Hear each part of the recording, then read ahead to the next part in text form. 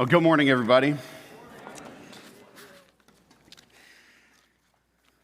So where are my music fans out there? I got music fans, right?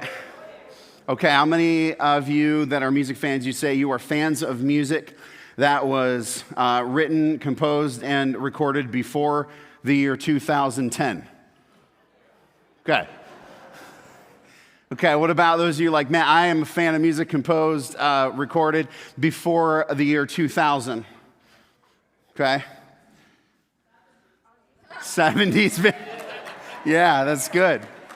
That's good.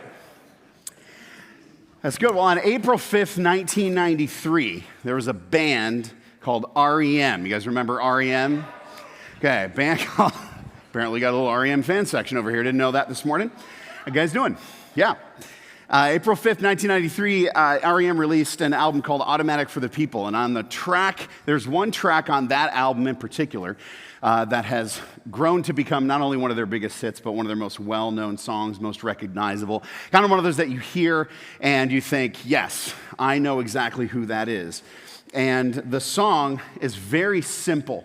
It's a very simply constructed song with a very simple message. In fact, the entire song's message, even though it's got it's got full lyrics like every other song does, the entire song's message is wrapped up in its two-word title. And the two-word title of this song is Everybody Hurts. Everybody hurts. In fact, the chorus extrapolates on that by one word and says, everybody hurts sometimes. And it's not a particularly upbeat song or technically crazy song. It's not any of those things. But yet it endures in the public consciousness because everybody relates to it. And the reason everybody relates to it is because the statement it makes is true. Everybody hurts. Everybody hurts sometimes. Everybody experiences pain. It's one of humanity's common denominators. At one time or another, live long enough, and life is going to hurt. It's just true.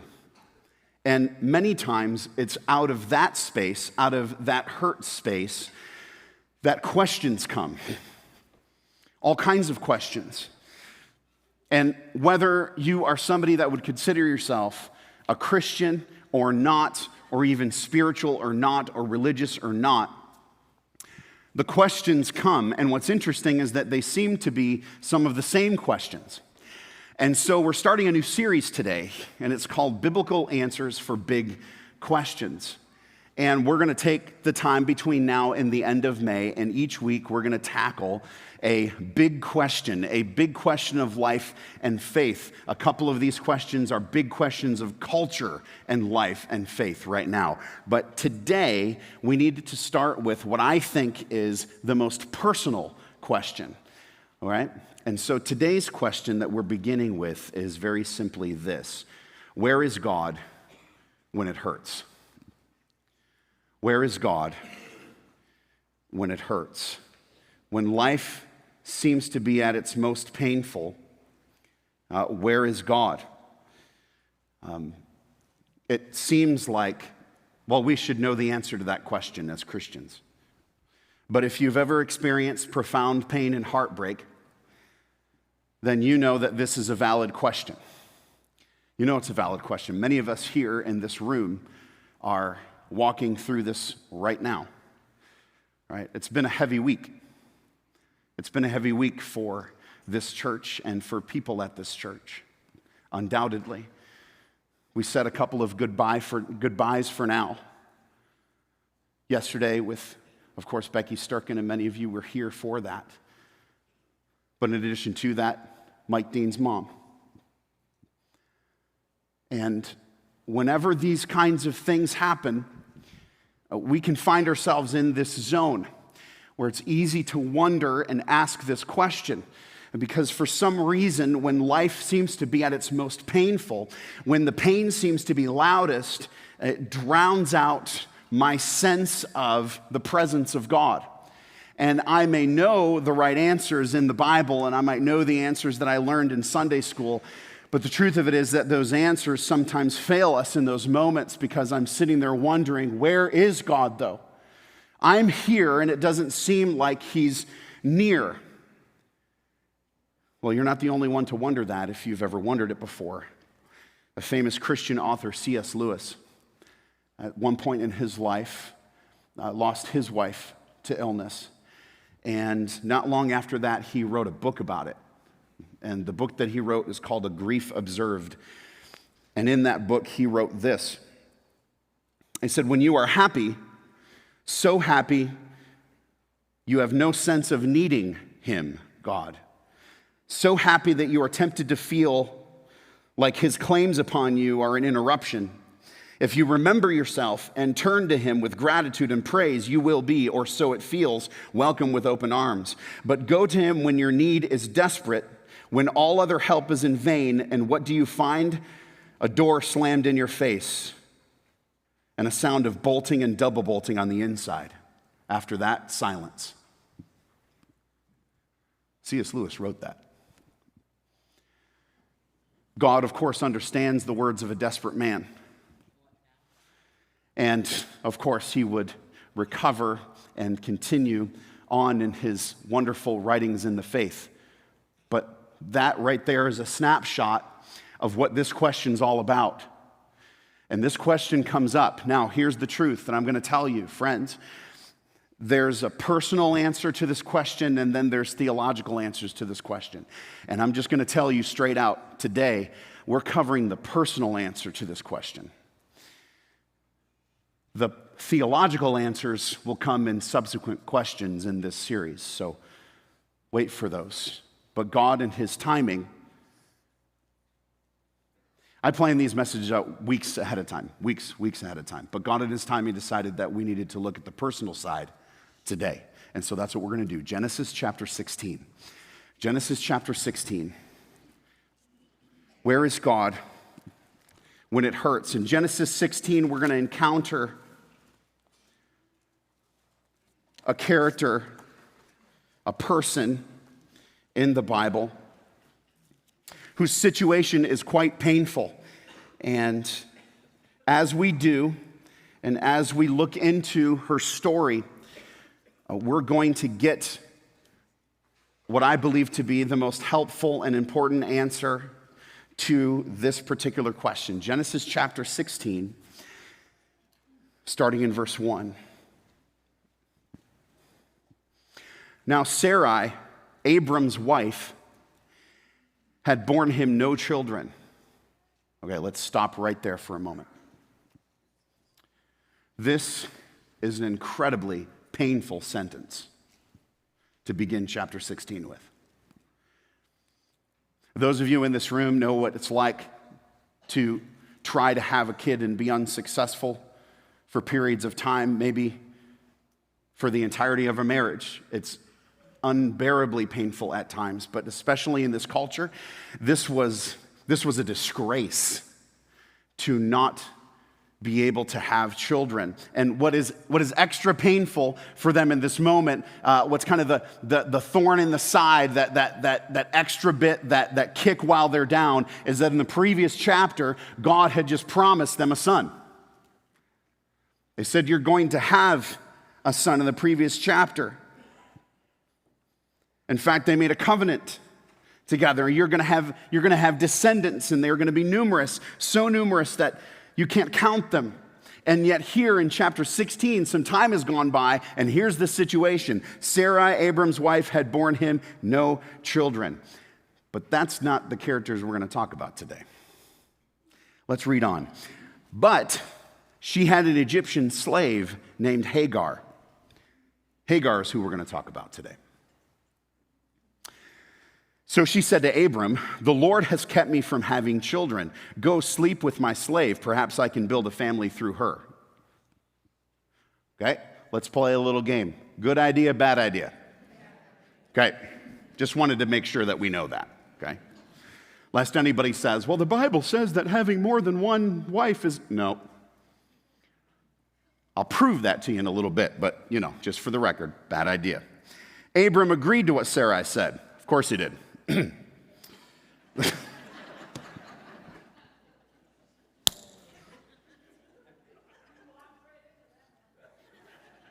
He walked right into that. Was that what you said? Yeah, I'm going to leave that right where it is and keep going. So after Abram had been living in Canaan 10 years, Sarai, his wife, took her Egyptian slave Hagar and gave her to her husband to be his wife. He slept with Hagar and she conceived. Now we've got a mess.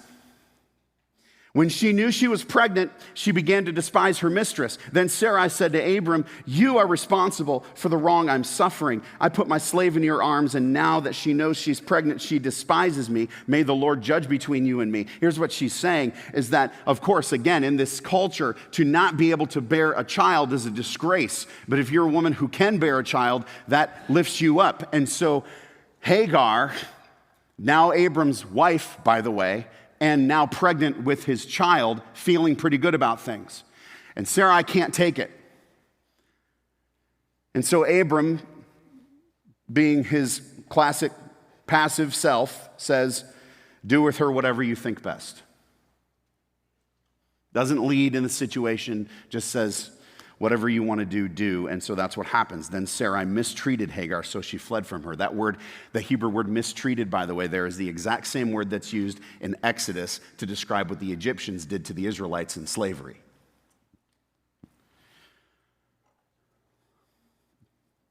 The angel of the Lord found Hagar near a spring in the desert.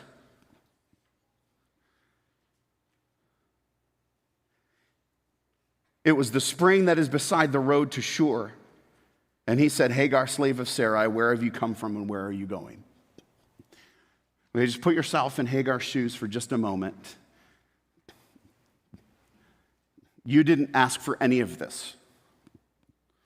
But here she is, pregnant, and treated so badly by Sarah that she has run away, and now she is in the desert, lost and alone. Okay, here we go, top of your notes. When life hurts, that's the first thing. When life hurts. When life hurts, number one, God sees everything. When life hurts, God sees everything. Okay, who knows where Hagar is? Only God. Only God. Abram doesn't know where Hagar is. Sarai doesn't know where Hagar is. Nobody knows where Hagar is. Only God. She has run off and she's in the middle of the desert, and there's no iPhone, GPS, drop a pin, nothing like that's happening at this time. Okay? Only God knows where she is because he sees everything. Okay? So listen, number one, God is never distracted. God is never distracted from whatever is going on in your life. Whatever pain is happening in your life right now, he is not distracted, missing it, okay? And same thing, number two, God doesn't overlook anything, okay? God doesn't overlook anything.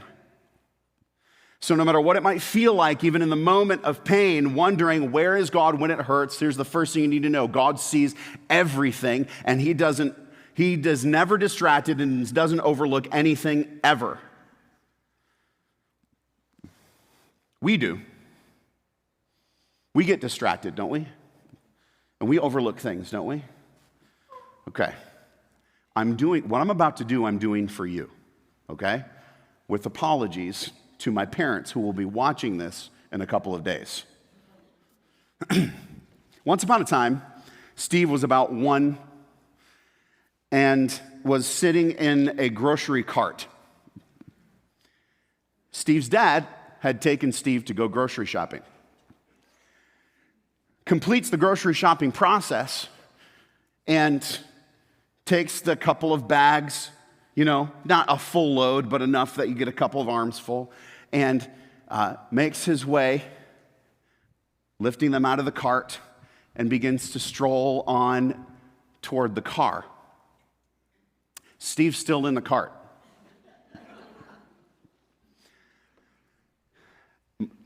Nothing's impeding my dad's progress. He continues right on until one of the grocery store workers says, "Excuse me, sir, I think you're forgetting something." And he turns to see me, and my face is like,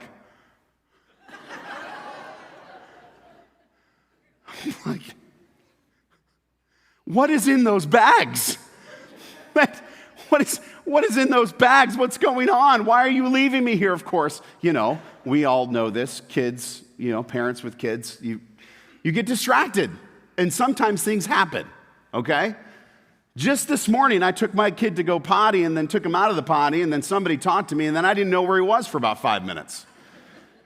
One of you guys found him, These things happen, right? But this wasn't the only time it happened to me, right? And just so you know, my parents are equal opportunity when it comes to this. One day after VBS, my mom made a plan with me to pick me up at the corner, right where the church is, at the corner of the street, and I'm standing out there with my VBS bag and all of my gear and everything. And I remember this distinctly. I don't remember exactly how old I was, but I remember distinctly. I was looking down the road to see where my mom's car was, and then I saw my mom's car. And it was coming, and I thought, hey, great, Mom's coming to pick me up. And then as it approaches, I'm realizing, Mom's not slowing down. And sure enough, she drives right on by. Speed limit's about 35 on this road. So fast enough that I can tell she's not stopping to get Steve, but slow enough that I can look inside the car and I see her and like 4 other lady work friends driving down the road. She was on her way to go have lunch with them in a Mexican restaurant. And then, about 200 yards down the road, she slams on the brakes because she sees me in the rearview mirror. No, I've not held that over them at all. We get distracted. We miss things, even important things, even big things that you never would think we would miss, and we miss them because we're human. This literally never happens to God. It never happens to God. You never skip past God's consciousness. There's never a point in time in which he goes, oh, yeah, that's right. Dave's down there. Oh, he's got some stuff going on. I should make sure I catch up and see how he's doing. That never happens to God. God sees everything. He is never distracted, and he doesn't overlook anything. Here's the next thing we got to know. Okay, number 2. God sees the pain created by the sin. Right? Sometimes we're in pain, and it's not because of direct sin on anyone's part. It's just because of natural evil in the world.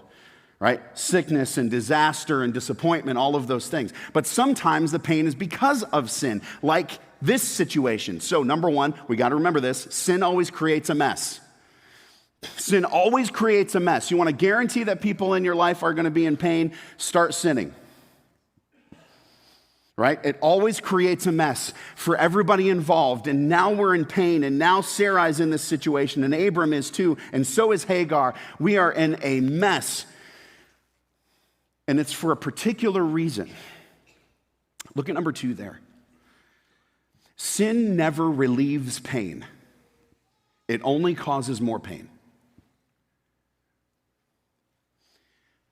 When we're in a painful circumstance or painful season, and we are beginning to feel that question well up inside of our souls, where is God right now? I don't sense his presence. I feel like he's silent. I feel like I pray and my prayers hit the ceiling and bounce back, right? All of those things are real feelings. They are real. I've had them, okay? I get them. It's why I'm talking about this morning.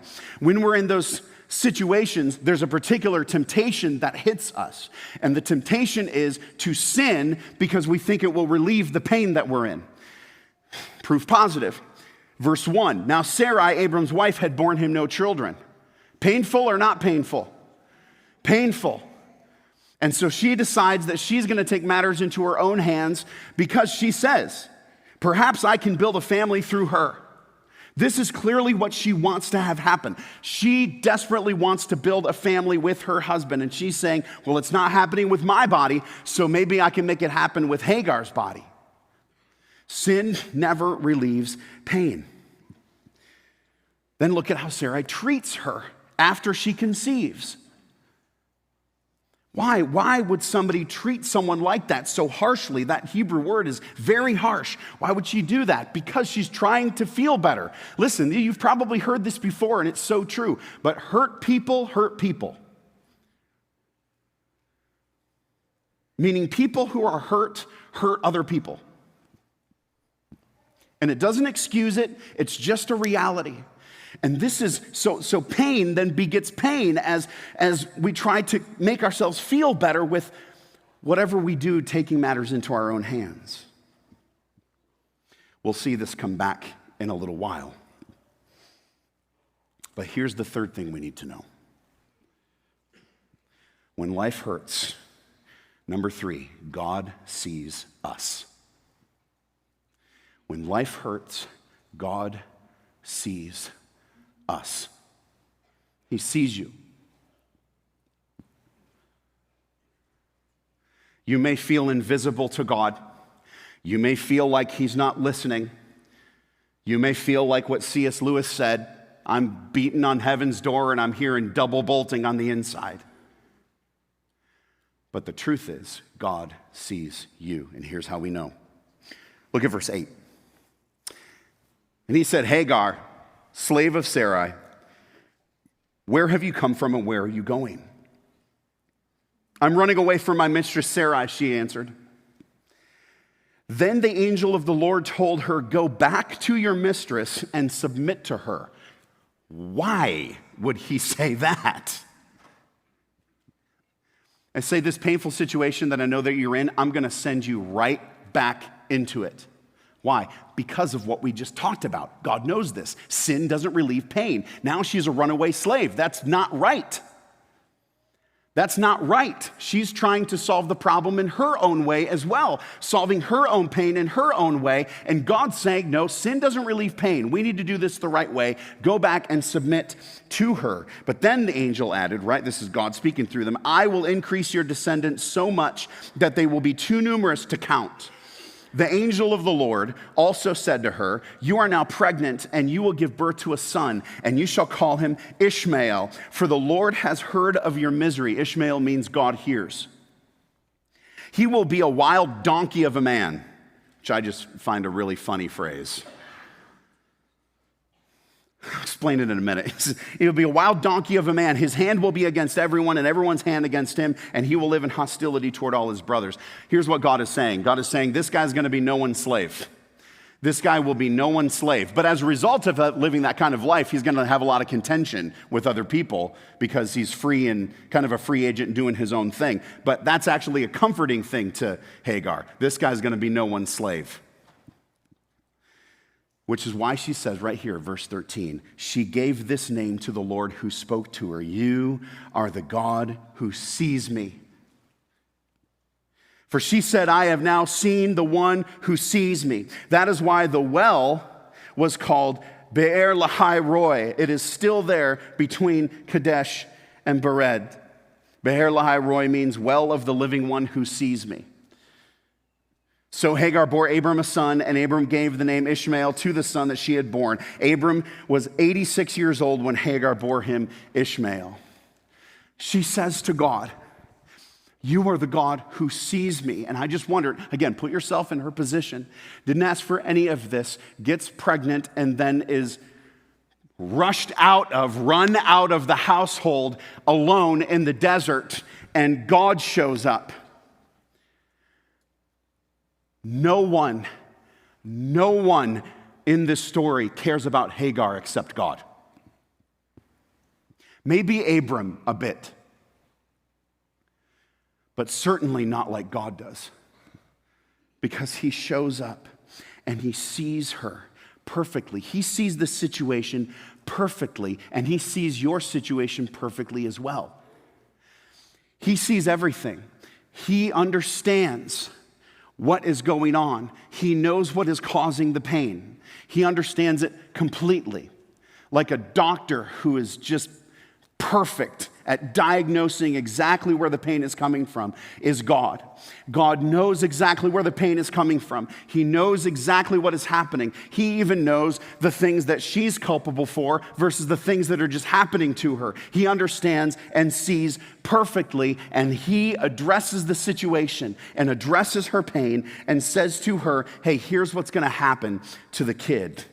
And she says, you are the God who sees me. Do you feel seen by God? When we're in pain, it can be awfully difficult to feel seen by God. But the truth is, you are seen by God. Sometimes I think about the realities that we read in Psalm 8, where it says, like, Lord, oh Lord, how majestic is your name in all of the earth. And it says all of these wonderful, amazing, grand, and huge things, these realities about God and his power and his majesty. And then it says, what are we that you think of us? Who am I that you think of us? And so even when I'm in a good place, it can be easy for me to think that somehow I'm just small enough to be beyond God's attentive care. And yet the reality is that he is the God who cares about the smallest ones. Very much so. Jesus teaches in Matthew 18 that our vulnerable ones, little kids and vulnerable people, have representative angels before the Father. Each one. You got a kid, your kid's got a representative angel, and they're the highest ranking ones because they're the ones that see God's face all the time. That's amazing to me, but it's just, again, it's the way that God sees you. He sees your situation. He sees you, who you are, what you're going through, what yesterday was like, what today is like, and what tomorrow is going to be like. There's no one more qualified to care for you than God. When life hurts, God sees everything. He sees the pain created by the sin. He sees pain that comes from other places too, and he sees us.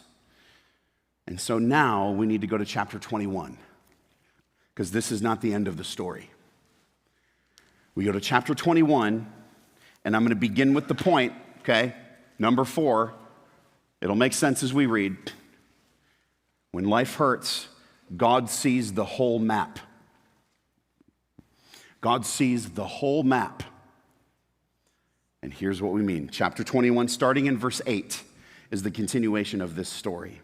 So Isaac, the promised child, is born, and everyone's throwing a party. So verse 8, the child grew, this is Isaac, and was weaned. And on the day that Isaac was weaned, Abraham held a great feast. But just picture this situation. But Sarah saw that the son whom Hagar the Egyptian had borne to Abraham, he doesn't even get a name at this point, was mocking. That can be a confusing phrase in there, and basically in the Hebrew what it means is giving his little brother a hard time.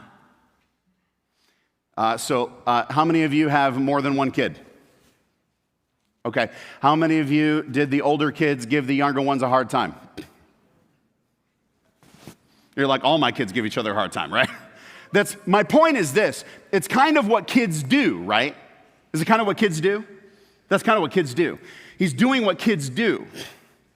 But again, because of the pain and because of the situation, Sarah can't take it. She cannot take it. So verse 10, and she said to Abraham, get rid of that slave woman and her son. Here we go again. Get rid of that slave woman and her son, for that woman's son will never share in the inheritance with my son, Isaac. And the matter distressed Abraham greatly because it concerned his son. Hey, he's come to love this boy. In fact, if you remember the previous chapter, in chapter 16, he named him. And if you, in this culture, if you are a man and you name this baby, you name this son, you're taking him as yours. You're saying, this is my child, this is my son. Right? This is why it was such a huge deal that Joseph in the New Testament needed to name Jesus. See this? Because through the line of David comes Jesus in the New Testament. The angel says, you are to give him the name, right? This is what he says. And Joseph does it. And that's a huge point of obedience because that's how he accepts him as his son, even though he's born of the Virgin Mary. And so this is something that is, even back at this time, recognized. Abraham had named Ishmael and taken him as his son. The matter distressed Abraham greatly because it concerned his son. Verse 12, here we go. But God said to him, do not be so distressed about the boy and your slave woman.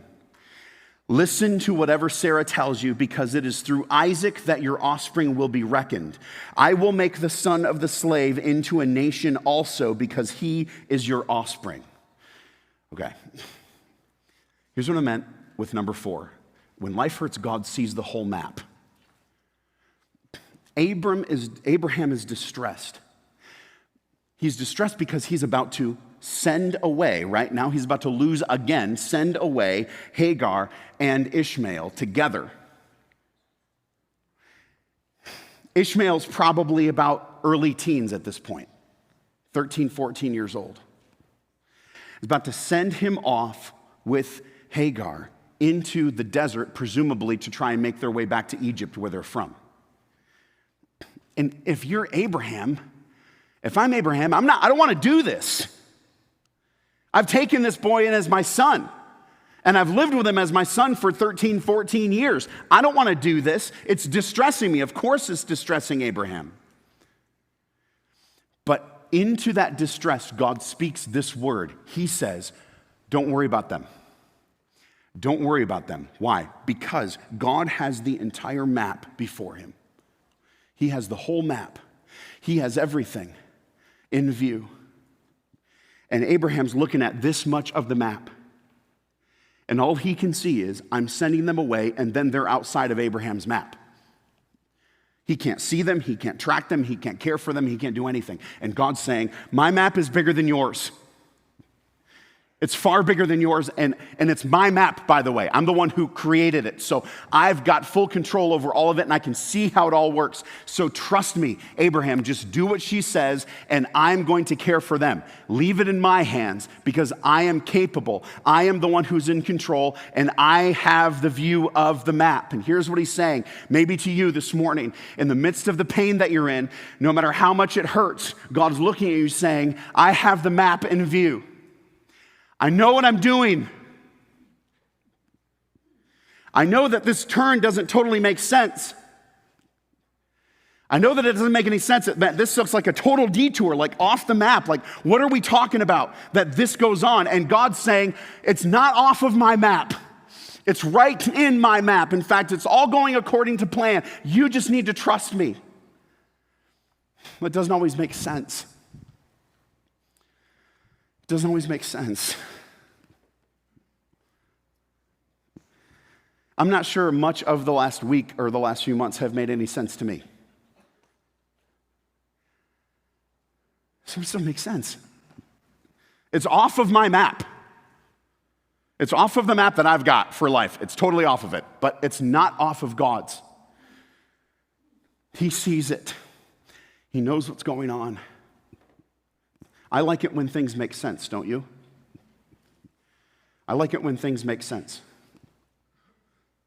You guys order packages a lot? I feel like we're ordering them constantly. I ordered a package recently. It was a backpack that I was really looking forward to having. And whenever you order a package that you're really looking forward to having, you take the phone and you get it out and you track that baby, don't you? I'm tracking this sucker all the way through every day. And so I'm like, it was in Salt Lake City, Utah, and now it's in Kansas. Yeah, you know where I'm going with this. Now it's in Kansas, and I'm like, whoo, it's in Illinois, baby. Illinois is like right there. It's like, we're getting close. And then the next day I get up in the morning, I'm like, I'm going to see like Grand Rapids, Michigan. It's coming, it's coming. Little Rock, Arkansas.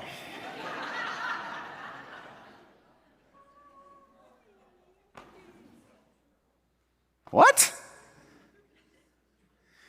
Listen, I've driven a few times from Illinois to Michigan. Not one of them have I taken the route that gets me through Little Rock, Arkansas before. And by the way, who would want to go to Arkansas anyway?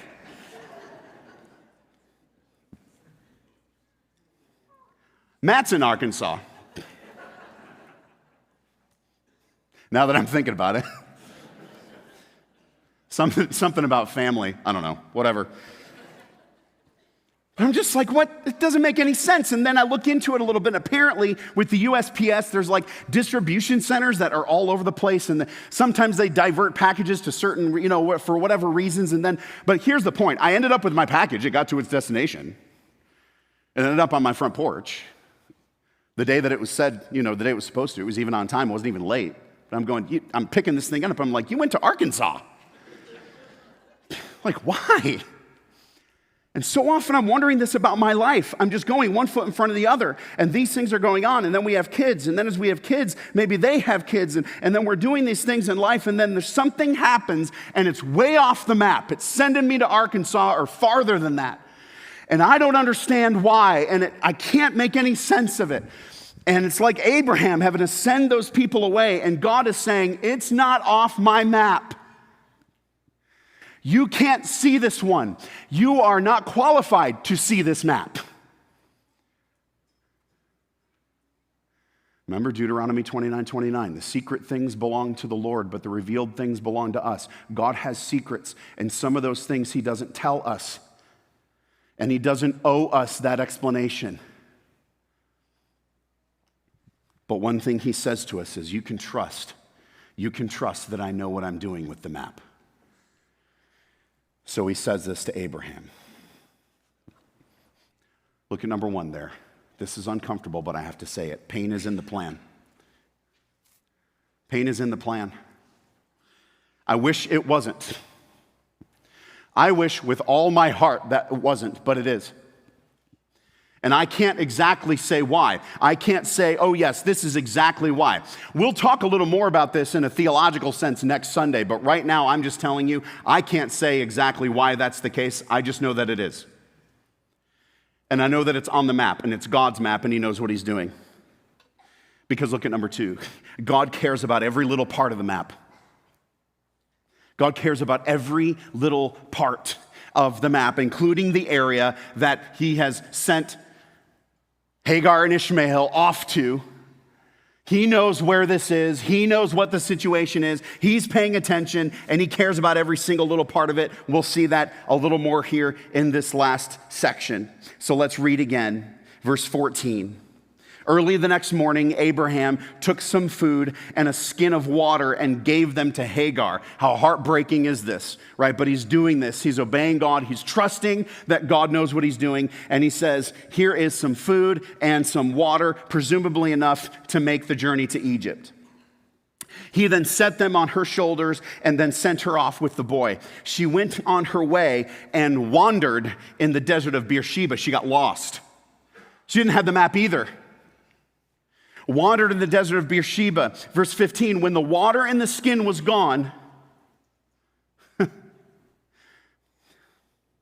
she put the boy under one of the bushes. Then she went off and sat down about a bow shot away, for she thought, I cannot watch the boy die. And as she sat there, she began to sob. That gets me. I don't know about you, but somebody who has kids, that gets me. She didn't ask for any of this. But look at verse 17. God heard the boy crying. God heard the boy crying, and the angel of God called to Hagar from heaven and said to her, what is the matter, Hagar? Do not be afraid. God has heard the boy crying as he lies there. Lift the boy up and take him by the hand, for I will make him into a great nation. Then God opened her eyes, and she saw a well of water, just like that. So she wept. She went and filled the skin with water and gave the boy a drink. God was with the boy as he grew up. He lived in the desert and became an archer. While he was living in the desert of Paran, his mother got a wife for him from Egypt. Okay, look at number 5. When life hurts, listen, God opens our eyes so we can see him like we never would have otherwise. God opens our eyes so we can see him like we never would have otherwise.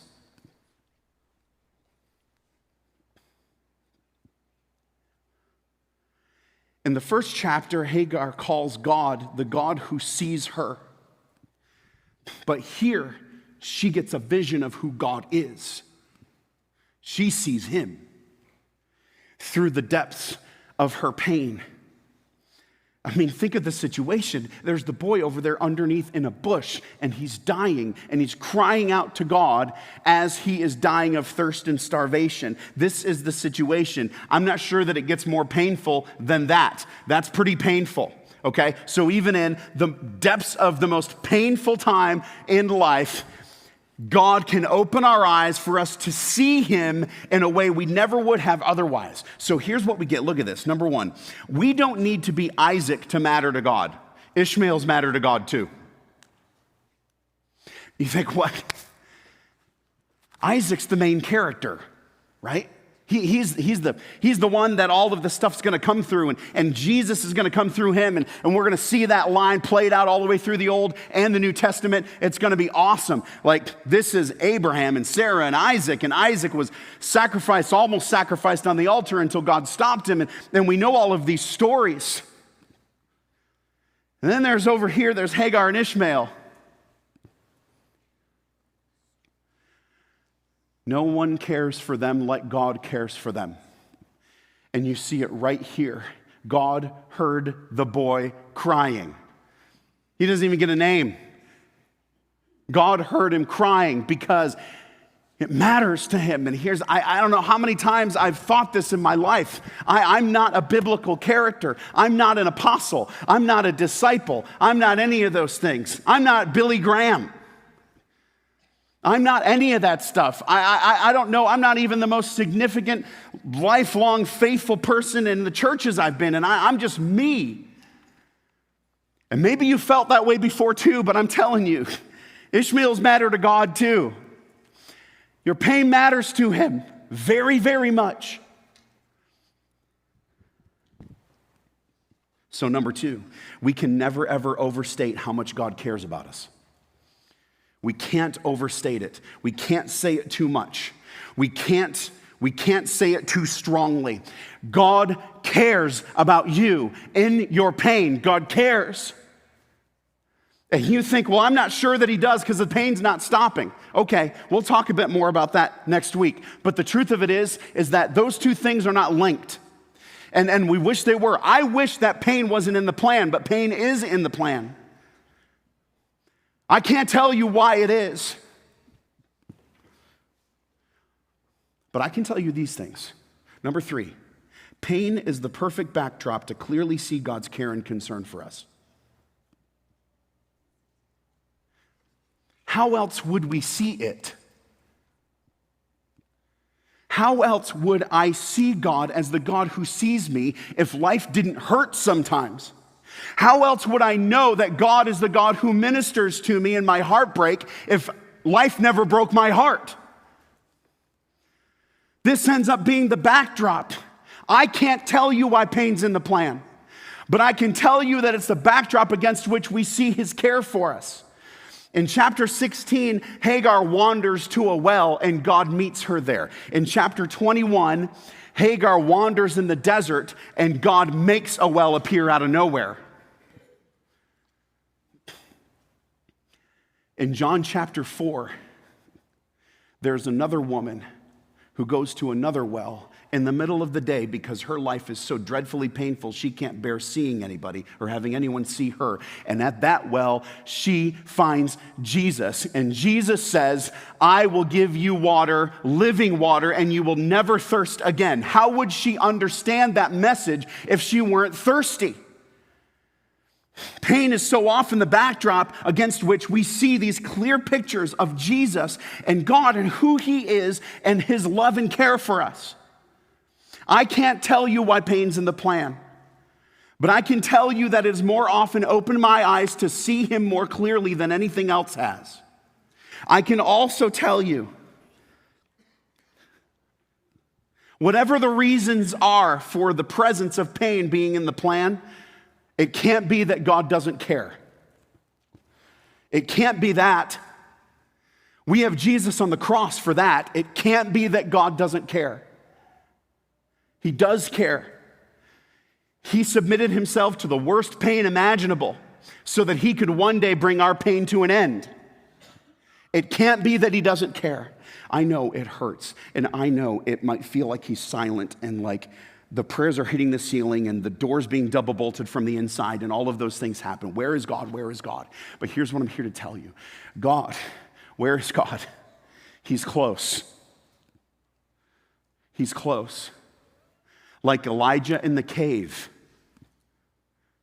He's not in the wind. He's not in the earthquake. He's not in the fire. He's not in the fireworks. He's in the whisper. And he whispers because he's close. And he's close because he cares. He sees you and he sees everything. That's where he is when life hurts the most. You can trust that God. Pray with me. Heavenly Father, thank you so much for the realities and truths in your word today. I pray that they would be supremely comforting to us. I pray that you would help us put one foot in front of the other and continue on, trusting, Lord, that you have it all in mind and you care very deeply about what happens to us. We thank you so much for your love and care. In Jesus' name we pray. Amen.